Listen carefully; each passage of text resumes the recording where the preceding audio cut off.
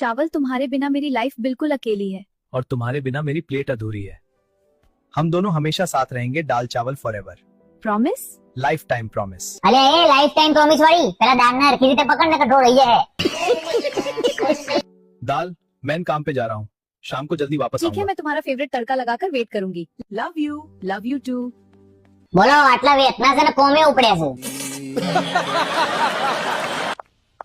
हे, तुम चावल हो ना? हाँ, और तुम? मैं राजमा हूँ, रिच लोगों की चॉइस। वाओ, तुम तो बहुत क्लासी हो। चलो कॉफी पर चले। मेरा मतलब ग्रेवी पे चलते हैं। અલે એ આ ડેટ ટેન છો ડેટ ઉપર લઈ જાય છે બુદ્ધિ વગરની।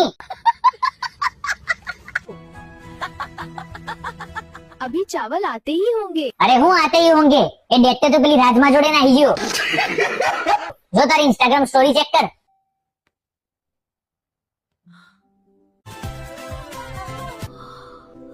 टूट जाए दिल तो दुख होता है, करके मोहब्बत किसी से ये दिल रोता है। આજથી ભાત ખાવાનું બંધ અને દાળ પીવાનું ચાલુ। એ મમ્મી મારા માટે ખાલી દાળ જ બનાવજે હવે। રાજમા રાજમા રાજમા પણ હારી લાગતી હતી જોરદાર।